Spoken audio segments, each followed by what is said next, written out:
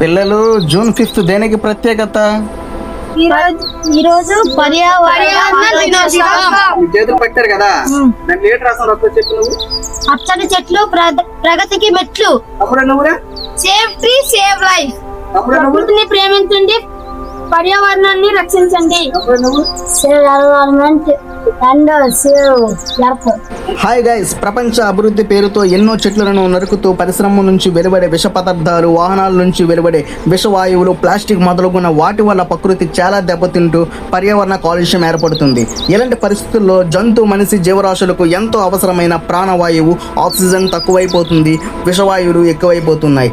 దీనివల్ల కొన్ని జీవరాశులు కనుమరుగైపోతున్నాయి. ఈ వేసవి కాలంలో అందరూ చూస్తున్నారుగా ఎంత మోతాదులో ఉష్ణోగ్రత వాతావరణంలో పెరిగిపోతుందో. ఇలాంటి తరుణంలో జూన్ 5, 2026 ప్రపంచ పర్యావరణ దినోత్సవం సందర్భంగా శ్రీకాకుళం జిల్లా పలాస మండలం చిన్న మాకనపల్లి గ్రామంలో పెద్దలు, యువకులు, చిన్నపిల్లలు అందరూ కలిసి ఎంతో ఆనందంతో, క్రమశిక్షణతో తమ గ్రామం చుట్టూ మొక్కలను నాటుతూ వీధుల్లో ర్యాలీగా తిరుగుతూ ప్రజలకు అవగాహన కలిగించారు.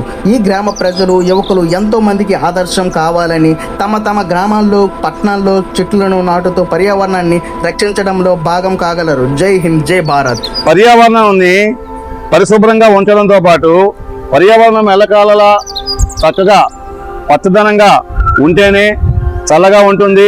అయితే ఈరోజు మొట్టమొదటిసారిగా ఈ చుట్టుపక్కల పంచాయతీల్లో మన గ్రామం చిన్న మాకనపల్లి గ్రామం అనేది ఈ కార్యక్రమం చేయడం చాలా సంతోషంగా, మన సూర్యోదయ యువజన సంఘం తరఫున ప్రతి ఒక్కరు కూడా ఒకరికొకరు సపోర్ట్ చేసుకుంటూ ఈ కార్యక్రమం చేయడానికి ముందుకొచ్చారు. కాబట్టి ఈ కార్యక్రమాన్ని సంపూర్ణంగా చక్కగా మొక్కలు నాటి రాబోయే భవిష్యత్ తరానికి కూడా మనం చక్కనైనటువంటి ఆక్సిజన్, మంచి ఆరోగ్యాన్ని అందించడానికి సహకరిస్తామని